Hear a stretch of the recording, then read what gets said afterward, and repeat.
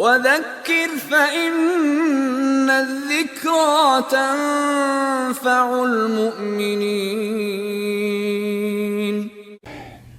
إن الحمد لله نحمده ونستعينه ونستغفره ونعوذ بالله من شرور أنفسنا ومن سيئات أعمالنا، من يهده الله فلا مضل له ومن يضلل فلا هادي له، وأشهد أن لا إله إلا الله وحده لا شريك له، وأشهد أن محمدا عبده ورسوله وصفيه من خلقه وخليله، بلغ الرسالة وأدى الأمانة ونصح الأمة، تركهم على المحجة البيضاء ليلها كنهارها لا يزيغ عنها إلا هالك، صلوات ربي وسلامه عليه.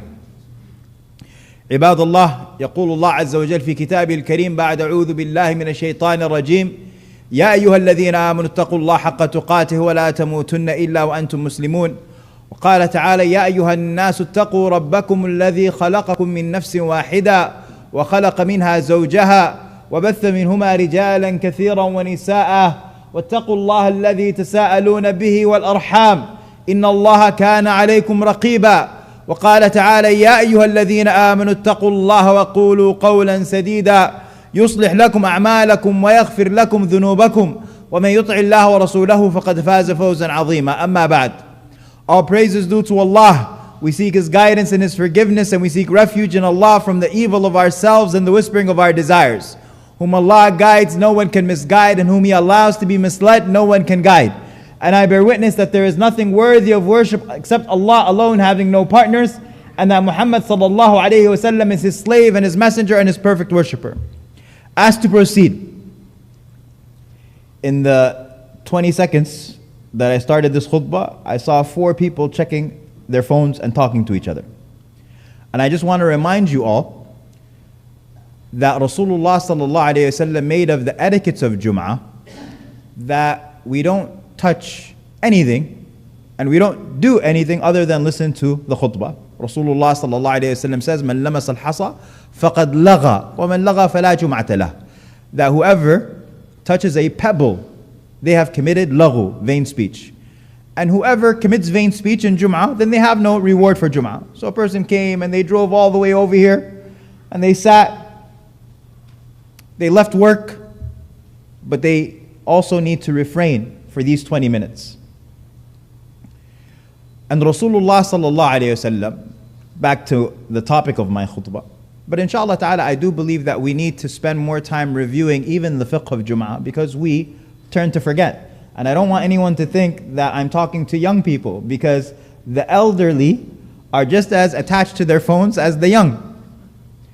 Even when I'm a khatib, when I'm not a khatib, I was recently attending a Jum'ah khutbah, and the man next to me was buying stocks during the khutbah.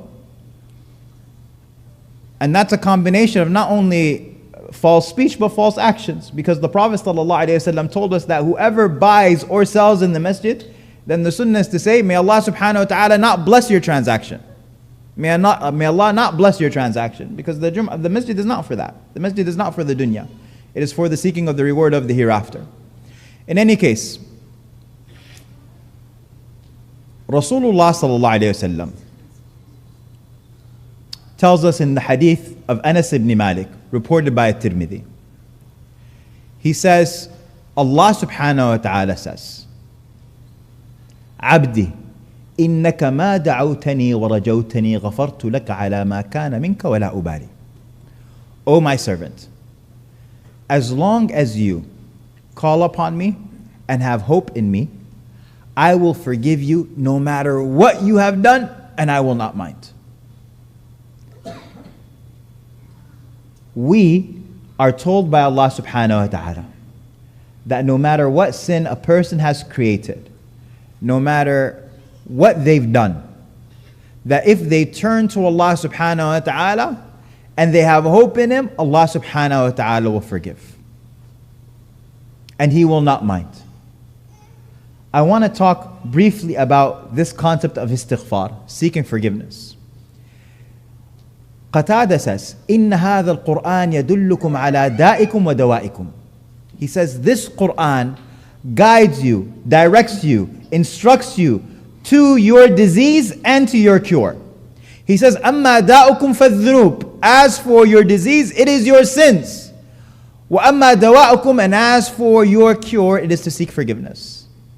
Allah subhanahu wa ta'ala says, ظَهَرَ الْفَسَادُ فِي الْبَرِّ وَالْبَحْرِ بِمَا كَسَبَتْ أَيْدِي النَّاسِ. Allah says corruption has appeared in the land and the sea due to what people's hands have earned. All over the world you look and you see civil war and you see strife and you see calamity and you see disease and you see poverty and you see drought. And Allah subhanahu wa ta'ala says corruption has appeared in the land and the sea due to what people's hands have earned, that He may give them a taste of what they have done. لَعَلَّهُمْ يَرْجِعُونَ, perhaps they may come back. And so this corruption that we see in the land is a result of what our hands have earned, and it is just a bit of the return on the investment of our sins that Allah subhanahu wa ta'ala brings to us. Perhaps by seeing the effects of our sins, we'll come back to Allah subhanahu wa ta'ala in repentance. And so by seeking forgiveness from Allah subhanahu wa ta'ala, I don't want you to think that it is simply a cure for our sins on the Day of Judgment. Qatada says it directs you to your your ailment, and it directs you to your cure. Your ailment is your sins, and your cure is seeking Allah subhanahu wa ta'ala's forgiveness. Seeking Allah subhanahu wa ta'ala's forgiveness does not change just the trajectory of your hereafter, but it changes the trajectory of your life. It changes your life today. There was a brother who was one of the first of my group to get married, the first of my friends.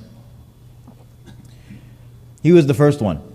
After college, out of everybody, he was the first one to get married. And I remember when we went to his wedding, people at the wedding were asking him, they said, how did you get married? Like, how did this happen? We didn't think it would be you. And so he said, you guys want to know the answer? I said, yes. He said, it's istighfar. I made a lot of istighfar.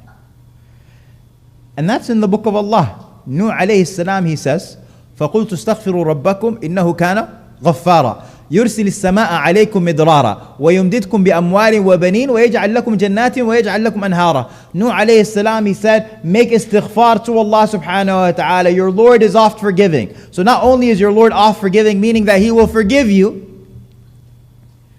but look at everything that will happen as a result of your seeking forgiveness. He will send the rain down upon you, and He will grant you children, and He will grant you wealth, and He will make for you rivers.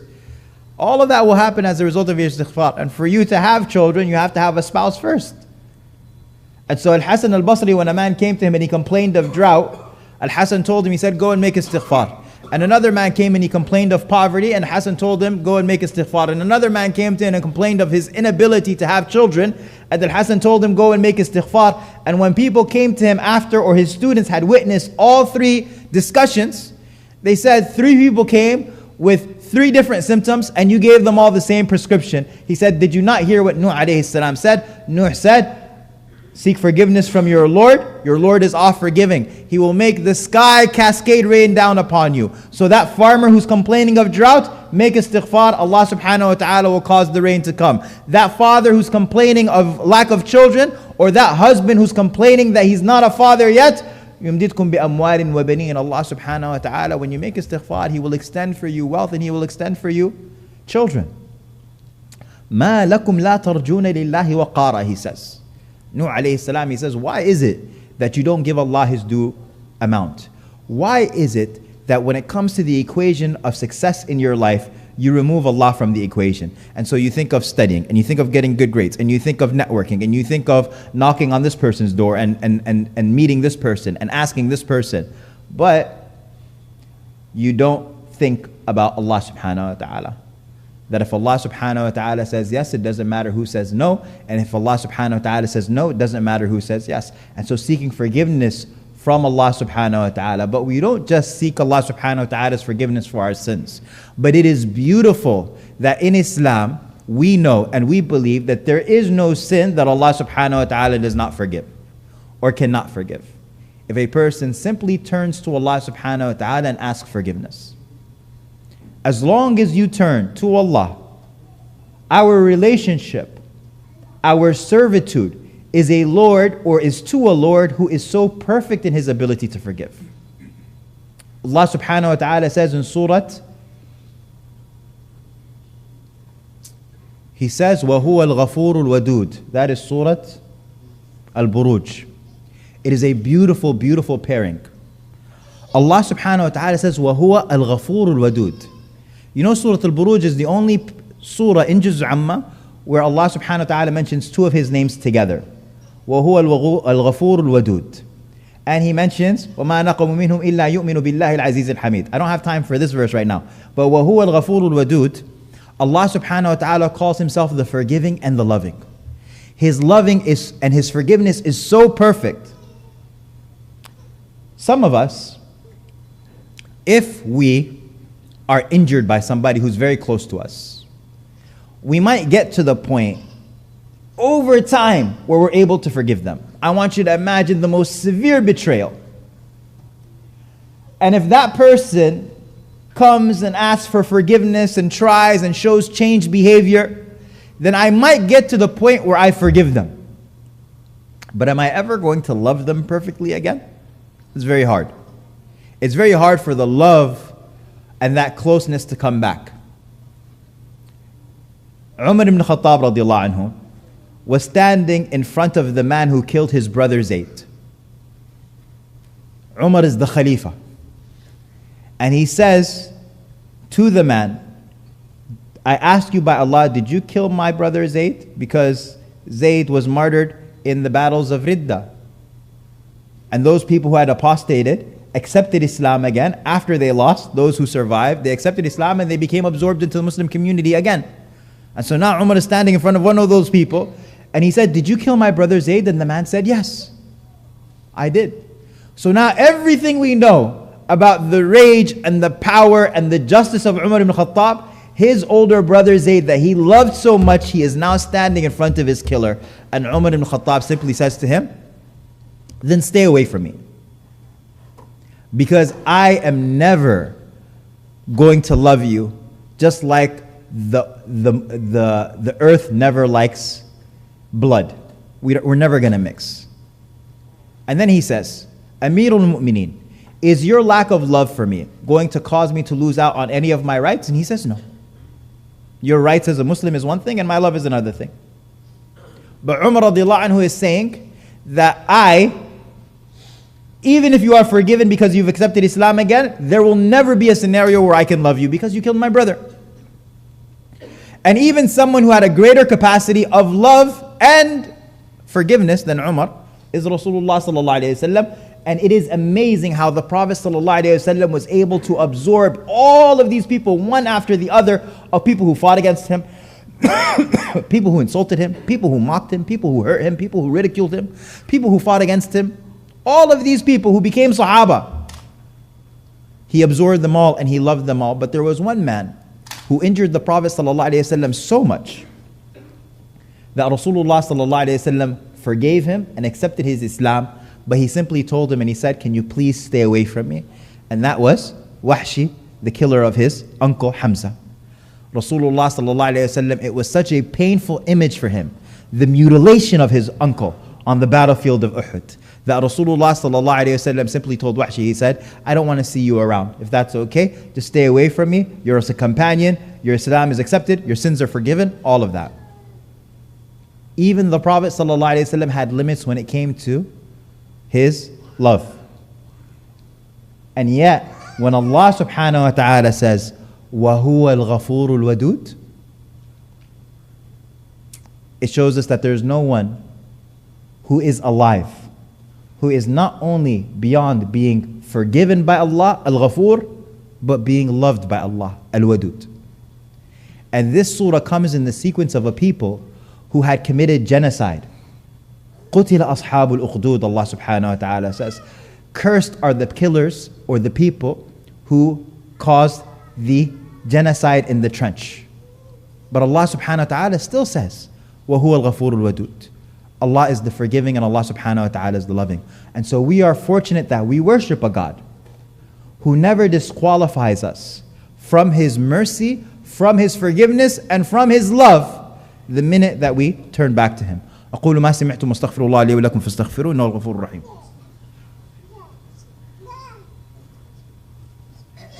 الحمد لله والصلاة والسلام على رسول الله. Rasulullah sallallahu alayhi wasallam says in the hadith of Anas, and I want to conclude with this. I want to read the whole hadith. He says, "Abdi, innaka ma da'awtani wa rajawtani ghafartu laka ala ma kana minka wa la ubali." O my Lord, O my servant, as long as you seek forgiveness from me and have hope in me, I will forgive you no matter what you have done, and I will not mind. عبدي لو بلغت ذنوبك عنان السماء ثم استغفرتني غفرت لك. O my servant, if your sins were to reach the sky and then you saw forgiveness from me, I would forgive you. عبدي لو أنك أتيتني بقراب الأرض خطايا. If you were to meet me with the earth's weight in sin. Imagine somebody comes with whatever the weight of the earth is, and you came to that with Allah subhanahu wa ta'ala in sin. ثُمَّ لَقَيْتَنِي, and then you met me, not committing shirk with me. As long as you do not commit shirk, I would meet you with what is equal to it of forgiveness. And so we offer what we offer to Allah subhanahu wa ta'ala, and we stumble along the way. But we have to make sure that we continue to seek Allah subhanahu wa ta'ala's forgiveness. Make istighfar your constant companion. Make istighfar that which you use to illuminate your heart. Make istighfar that which you end your day with. Make istighfar that which you do after your obligations. And after our salah, we are taught to say, Astaghfirullah, Astaghfirullah, Astaghfirullah. We seek Allah's forgiveness even after our good deeds, much less our sins. Because even these good deeds that we offer Allah subhanahu wa ta'ala, we're not offering Him what He deserves. We're not offering Him what He deserves. So we offer what we offer, and we seek Allah subhanahu wa ta'ala's forgiveness for our shortcomings and our human deficiencies. We ask Allah Azza wa Jal to allow us to hear the speech and follow the best of it. Allahumma inna nas'aluka al-jannah wa ma qarraba ilayha min qawlin wa amal, wa na'udhu bika min an-nar wa ma qarraba ilayha min qawlin wa amal. Allahumma ati nufusana taqwaha, zakkiha anta khayru man zakkaha, anta waliyuha wa mawlaha. اللهم اقسم لنا من خشيتك ما تحول به بيننا وبين معصيتك ومن طاعتك ما تبلغنا به جنتك ومن اليقين ما تهون به علينا مصائب الدنيا ومتعنا اللهم بأسماعنا وأبصارنا وقواتنا أبدا ما أبقيتنا واجعله الوارث منا واجعل ثأرنا على من ظلمنا وانصرنا اللهم على من عادانا ولا تجعل مصيبتنا في ديننا ولا تجعل الدنيا أكبر همنا ولا مبلغ علمنا ولا إلى النار مصيرنا واجعل الجنة هي دارنا برحمتك يا أرحم الراحمين. رب ارحمهما كما ربياني صغيرا، رب ارحمهما كما ربياني صغيرا. اللهم ارحم موتانا وموتى المسلمين، اللهم ارحم موتانا وموتى المسلمين، واشف مرضانا ومرضى المسلمين.